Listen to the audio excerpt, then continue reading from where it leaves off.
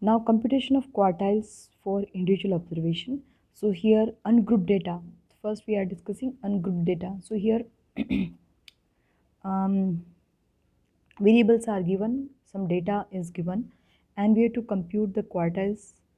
Okay, so there are some steps we have to follow these steps. So first arrange the observation in ascending order of magnitude. Okay, so first we'll arrange our data in the ascending order, then determine the total number of observation. Okay, so we will determine the number of observation, how many observations are there, 5, 10, 15, whatever. Okay, then use the following formula to compute. We have to find all the three, upper, middle and lower quartile. Okay, so q1 as I said, q1 is 1/4 part. Okay, so value here, the value of q1 we will find by using this formula, n plus 1 by 4th observation. So first we'll arrange all the data. Suppose I'm arranging this data, 1 2 3 4 5 6 7 8 9 10. Okay, now how many observations are there? So here the value of n will be 10. Now to find q1, what we will do, we'll use this formula. For q1 means it's 1/4, so 10 plus 1 by 4. This 10 plus 1 by 4 is not the answer. The number of, this is the number of observation, means 11 by 4th observation. Okay, so whatever 11 by 4th, now how to find 11 by 4th, because 11th observation we can find easily, but 11th by 4 or 10th observation or 8th observation we can find easily, but 11 by 4th means which observation?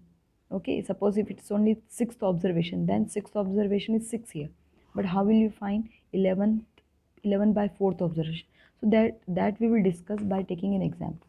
Okay, now similarly, to find this middle quartile, there are two formulae and it depends on the n. If n is odd number, then we'll use this formula, n plus 1 by 2. Suppose the value of n is 5, then in that case q2 will be 5 plus 1 by 2 observation, means 6 by 2 or third observation.